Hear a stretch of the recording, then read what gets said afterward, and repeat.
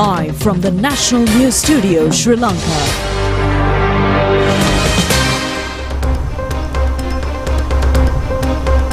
A very good evening and welcome to the National News telecast of the most prestigious channel of Sri Lanka, bringing you the latest from home and across borders. I'm Vipudha Vijay Bandaru. And I'm Kasini Balachandradhikari. We start off with a look at your headlines for tonight. Senior DIG Nilantha Jayawardena dismissed from the police service. 4 persons die in the Karambagolla van accident. Seafaring warnings for fishing and naval communities during the next 24 hours. Operations are on to locate the 2 missing fishermen. Son of parliamentarian Jagat Vitana remanded. Several persons reported unconscious at a beauty salon in Kandy. A high demand for Jaffna bananas. 35 persons perish when a boat capsized in Vietnam. Several others still missing.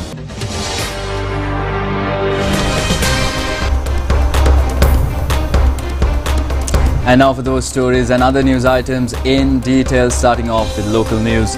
Sri Lanka's National Police Commission has dismissed former State Intelligence Service Chief Senior Deputy Inspector General Nilantha Jayawardena following negligence in the performance of his duties in connection with the 2019 Easter Sunday bombings.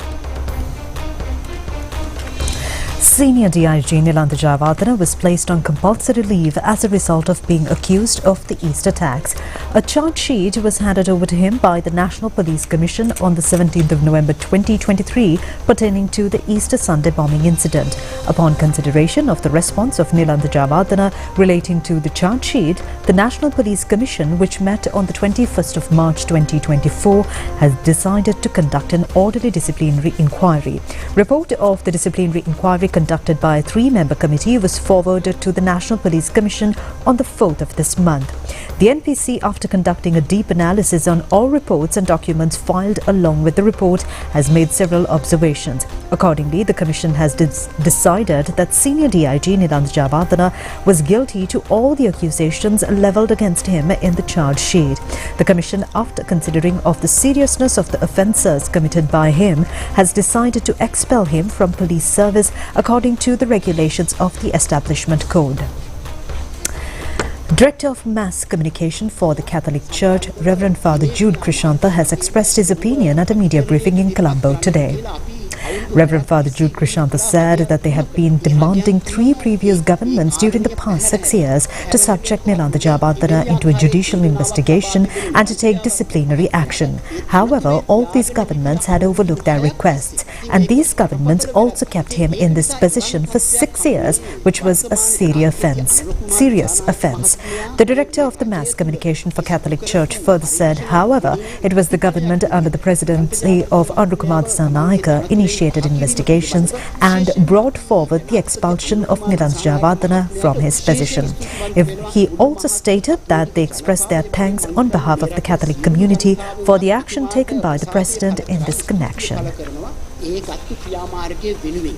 Now 4 persons have died when a van met with an accident at the Karambagolla area in the Hunnasgiriya-Mimure road. The vehicle has overturned at a slope when the accident occurred. A group from Mirigam area met with this accident when they were on an excursion to Mimure village. The dead included 3 females and 1 male person.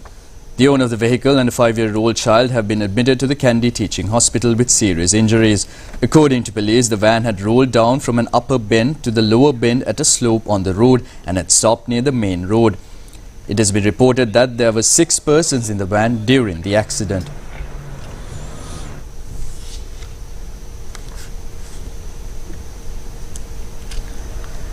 The Chilla police station says 2 fishermen who went fishing in a craft were reported to be missing. They were said to have ventured into the sea at dawn yesterday. The missing fishermen were identified as residents of Valla Colonia in Chilla. Relatives of the families of the two fishermen have informed of their disappearance to the police last evening. The Department of Meteorology had informed fishermen to not go on fishing due to strong winds at dawn yesterday. Our correspondent says confusion has arisen due to not returning to inland until last evening. 10 fishing crafts which left to the sea yesterday. Later it was revealed that 3 of fishing crafts were toppled in deep seas, but fishermen in these crafts had returned to the shore in other crafts. However, whereabouts of 2 of the fishermen who were in those crafts have not yet been confirmed. The fishing boats in the area are engaged in operations in search of the missing craft and the 2 fishermen. Director of the Department of Fisheries and Aquatic Resources, Susanta Kawat, said that according to the meteorological report released this morning, the wind speed in the sea area from Puttalam to Puttaville via Colombo, Galle and Hambantota may increase up to 60 to 70 kilometers per hour. Sea waves in these areas could also raise up to 2.5 to 3 meters. He further said they have prohibited fishing in these areas yesterday as well. The director also says that the fishermen in other areas as well should focus special attention on the meteorological condition as well as on their safety until further notice. Meanwhile, the Meteorological Department strongly advises naval and fishing communities to not venture into the sea areas from the Puttalam to Puttaville via Colombo, Galle, Hambantota and Hambantota for the next 24 hours. It adds that there is a possibility of the wind speed rising from 60 to 70 kilometers per hour and the roughening of the seas from time to time. The sea areas beyond the coast from Puttalam to Mana as well as from the Kanke Santure to Wakare Beach via Trincomalee were also expected to become rough intermittently. The wind speed is also expected to increase from 50 to 55 kilometers per hour. The Met Department further says the seas off the coast from Puttalam to Matara via Colombo and Galle may receive localized rainfall.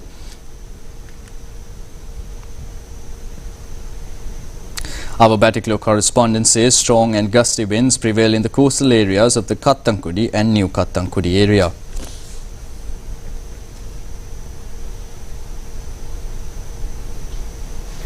Meanwhile, intermittent showers are also expected in the western, Sabaragamu and central provinces and also in the Galle and Matara districts. The Met report adds that in certain places, rainfall exceeding 75 millimeters may occur. Fairly strong winds of the range of 50 to 60 kilometers per hour is possible in the western slopes of the Central Highlands. A sluice gate at the Kotmale Reservoir was opened at the dawn today due to the incessant rains in the catchment areas of the upper Kotmale. All sluice gates will be automatically opened with further rainfall. Accordingly, residents in the lower Kotmale oil region are being advised to remain vigilant.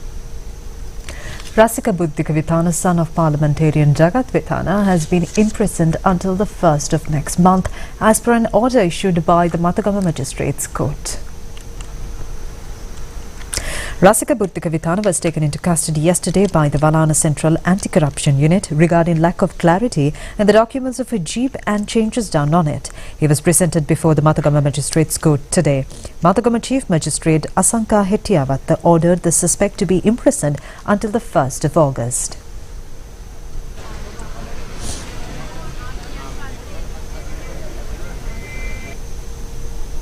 A team of police officials of the Valana Central Anti-Corruption Unit today visited the residence of the daughter of parliamentarian Rohita Gunawardena regarding the incident.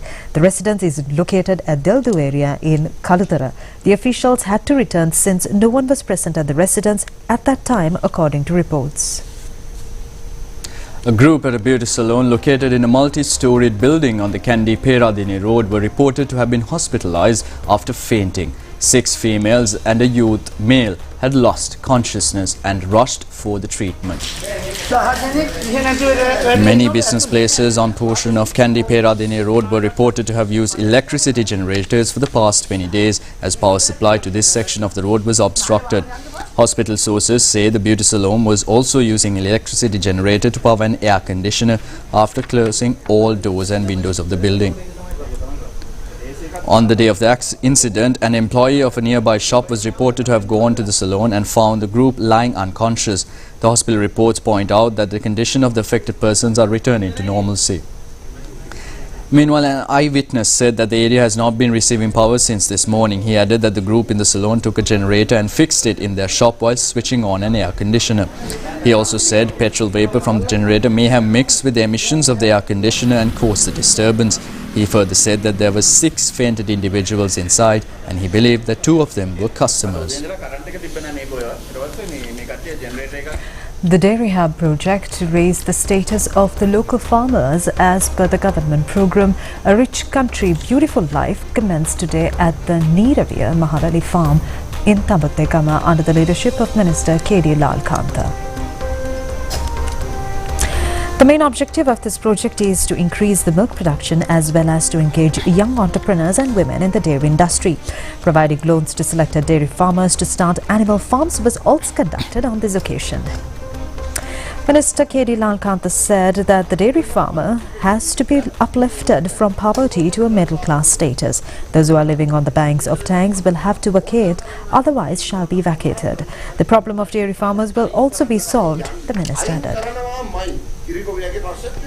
The opposition leader Sajith Premadasa was engaged in a tour in the Special Economic Centre in the Tambutekama area yesterday.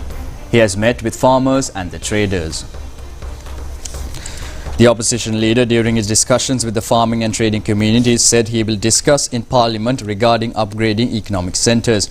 The opposition leader, Sajith Premadasa,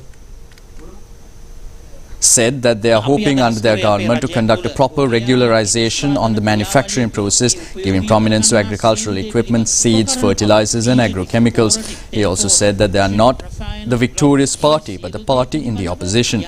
He added that while in the opposition, they have to carry forward the tasks of the opposition in a pragmatic manner. Minister Samantha Vidyaratna says that the present government is built on history. Addressing a media briefing today, the minister said he strongly rejects the accusations of the opposition regarding the removal of subjects of history and aesthetic studies from the school curriculum.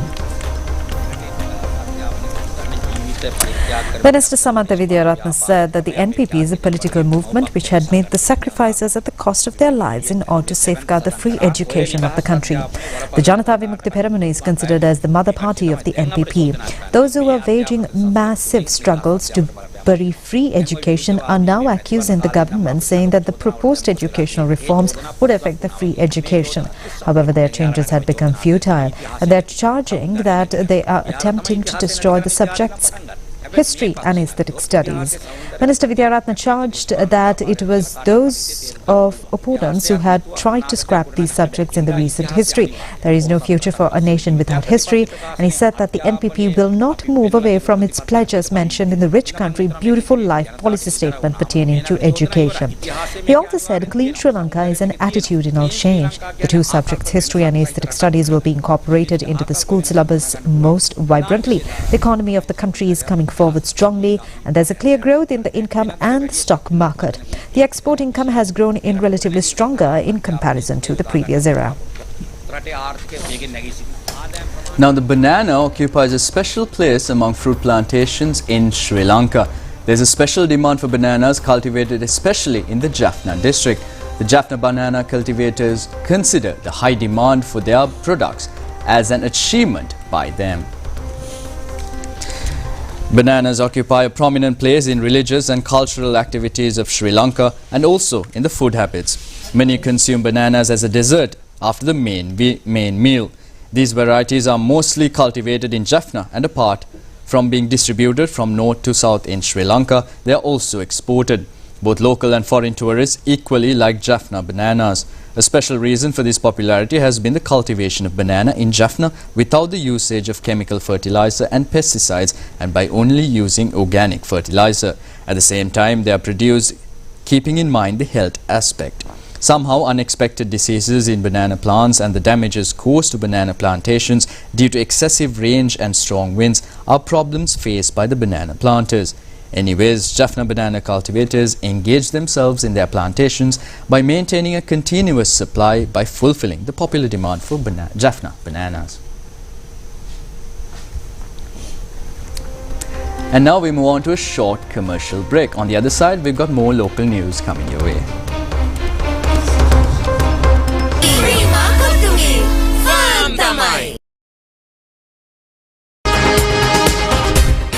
Live from the National News Studio, Sri Lanka.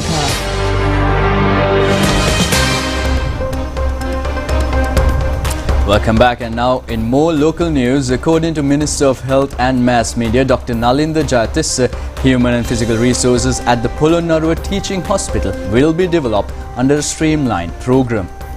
The minister during an inspection tour stated that it is the responsibility of everyone in the health service sector to provide all necessary treatment and healthcare services for patients who visit hospitals and make them healthy individuals. Polonnaruwa Teaching Hospital is a major hospital in the North Central province. The minister engaged in this inspection tour with the objective of providing an efficient health service to nearly 500,000 people of the district by improving all hospitals under a proper plan. The outdoor patient department of the Polonnaruwa Teaching Hospital, along with many other departments and development projects of the hospital and their present condition, was also reviewed during this tour. The minister also visited the resident patients' ward in order to inquire about their health. An extensive discussion was also held with the management authority and the staff of the hospital after the tour.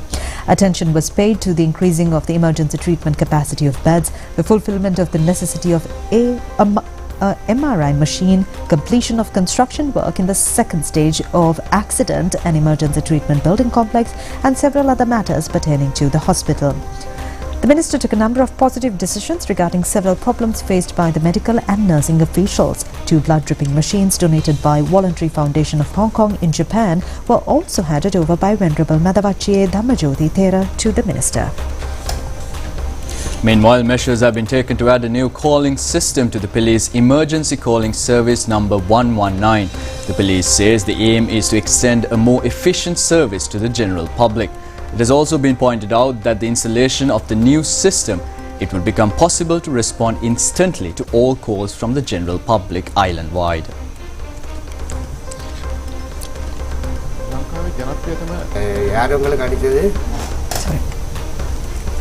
The police hotline 119 was installed in Mirihana, Nugegoda in 2004. Since then, it has been providing an extensive service to the general public. The 24-hour service is being continuously extended through strenuous commitment of more than 100 officials.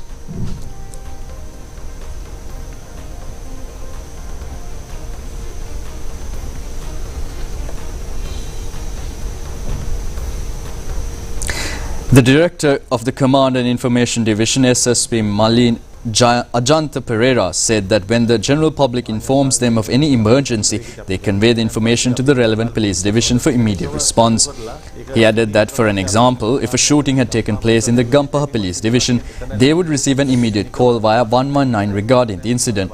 In that case, the police will instantly relay the message to the relevant police station and to immediately look into the incident. A special unit has been established in every police station in the island to respond immediately to any complaint received from the general public via the hotline 119.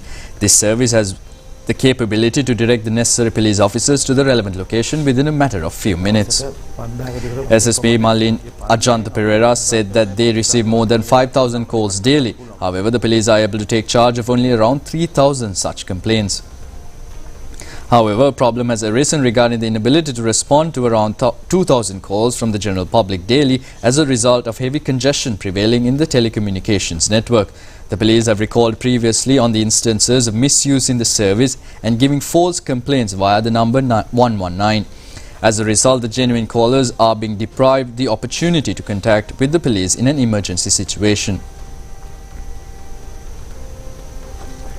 The SSP further stated that they are normally expecting calls from the people regarding an instant robbery, a motor accident or a shooting. In the cases of bribery, financial or land disputes, such complaints have to be handed over to the relevant divisions.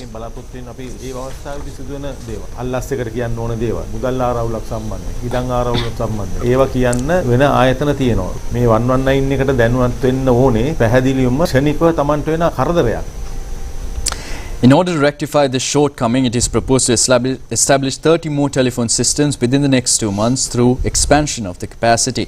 With the installation of this facility, the general public will be able to have access to the police emergency service without obstruction. SSP Malin Ajanta Pereira said that they are dealing with only 20 telephones and 20 computers. The police hopes to increase the number to 50 in order to provide a better service. With the increase in facilities, he added that they would be able to deal at a single instance with around 5,000 to 6,000 calls.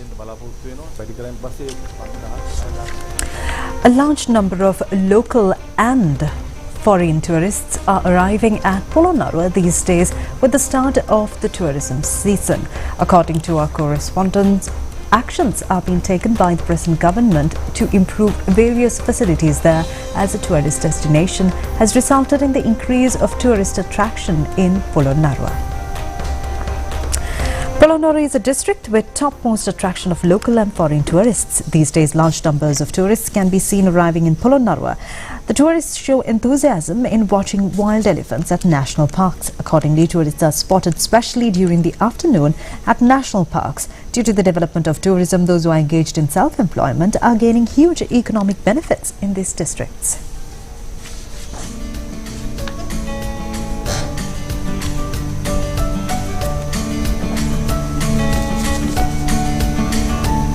Yeah, it's been fantastic.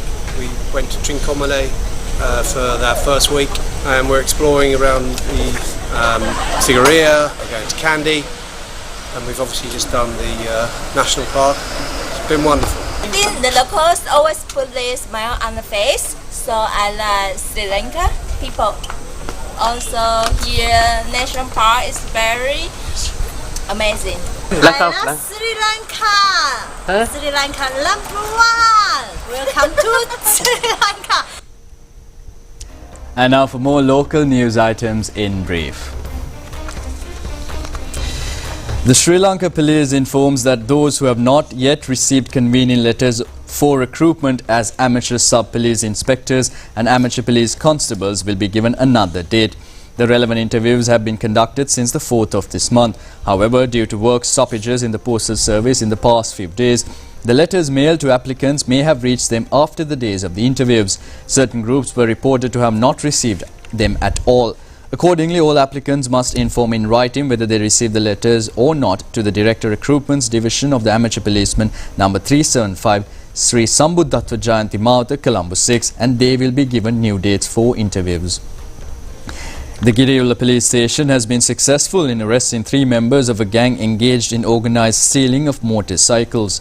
It has been revealed that the suspects stole motorcycles from different parts of the island and sold them at low prices. Meanwhile, a private bus was reported to have crossed a closed railway gate through a small available space in Varakava on the Kandy-Navalapitiya main road. A nearby CCTV camera has recorded the illegal intrusion of the vehicle across the railway track.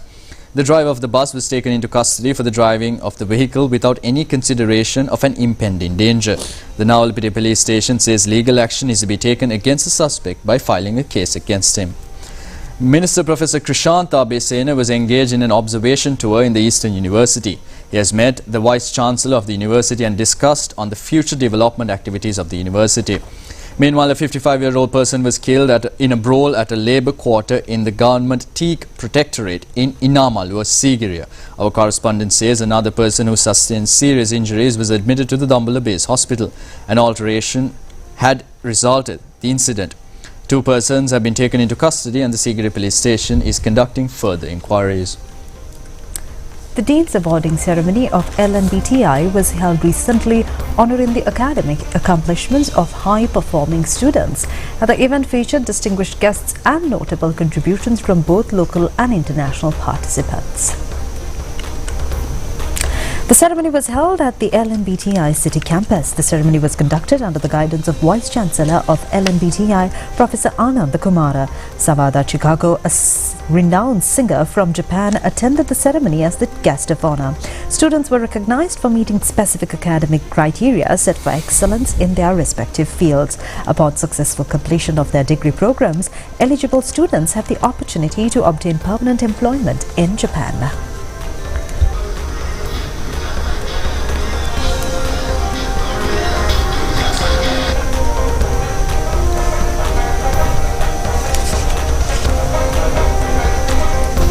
And now for some business news. The 80th branch of the Mercantile Investments Company was inaugurated in Nuwara recently. This company has been representing financial requirements of the public throughout the island for 61 years. Mercantile Investments Company is expanding its branches throughout the island to provide solutions to financial requirements of customers. The Nuwara branch has been established as its 80th branch. The customers get an opportunity to get their requirements fulfilled of leasing, gold loans, fixed deposits, savings accounts and other financial services. The managing director of the company, Gerard Ondachi, along with other officials, joined the occasion. In the meantime, appreciation of consumers who purchased the first 30 John Deere tractors was held recently at a private hotel in Dambulla. The consumers were awarded cash amount of 250,000 rupees and a Singer television each. Each tractors have been introduced in this country jointly by Singer Sri Lanka Company and John Deere Tractor Company.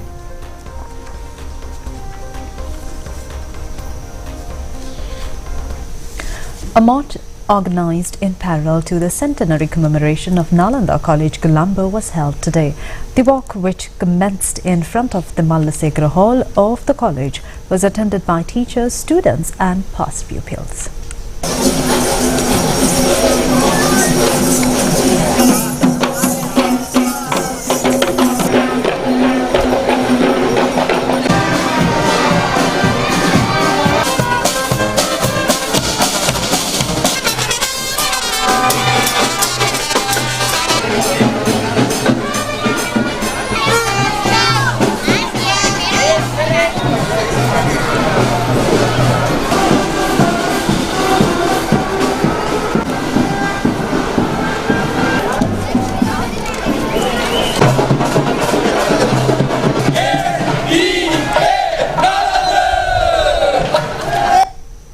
A special VAS retreat program was recently held at the Global Spiritual Center in Serenda, Malaysia.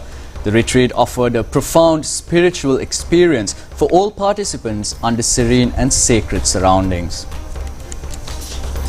The program was conducted under the esteemed guidance of the chief incumbent of the center, Venerable Dr. Olukarande Ravata Thera.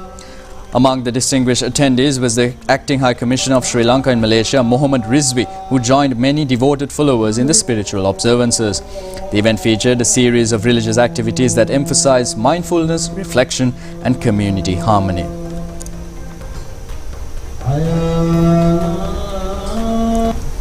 Foreign news on the other side of this break.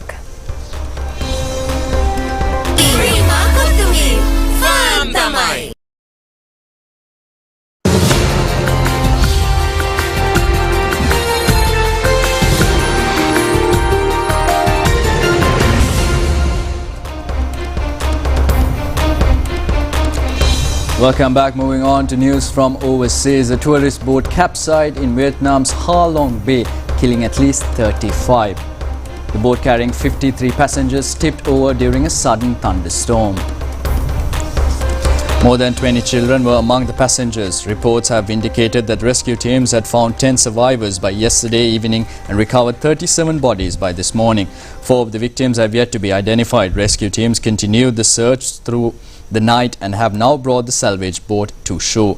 Most of those on board were Vietnamese families visiting from the capital Hanoi. The vessel, named Wonder Seas, capsized amid a sudden bout of extreme weather that unleashed torrential rain, lightning and fierce winds through northern Vietnam.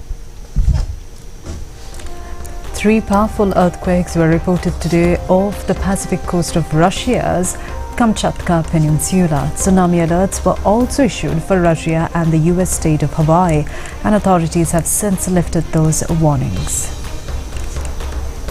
However, authorities have since lifted those warnings. A 7.4 magnitude undersea earthquake was first recorded off the Kamchatka region, according to the United States Geological Survey. It was followed by 2 additional significant tremors measuring magnitude 6.6 and 5 respectively. The epicenter of the main quake was located approximately 140 kilometers east of Petropavlovsk, the regional capital of Kamchatka. Following the initial quake, at least 3 aftershocks were reported.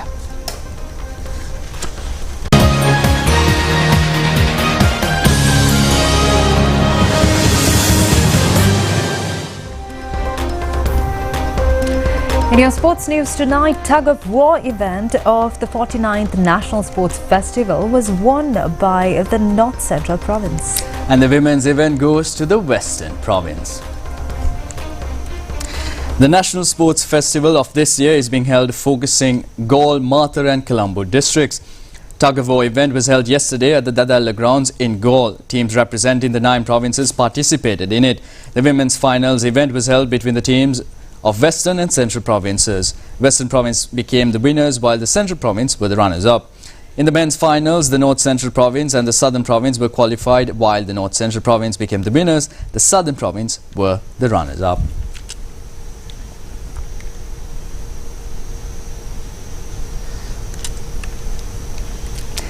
And with that, we end today's national news telecast. We'll see you again tomorrow, same time. Signing off, I'm Vibhuti Vijay Bandar alongside Kasuni Balchandra Adhikari. Good night.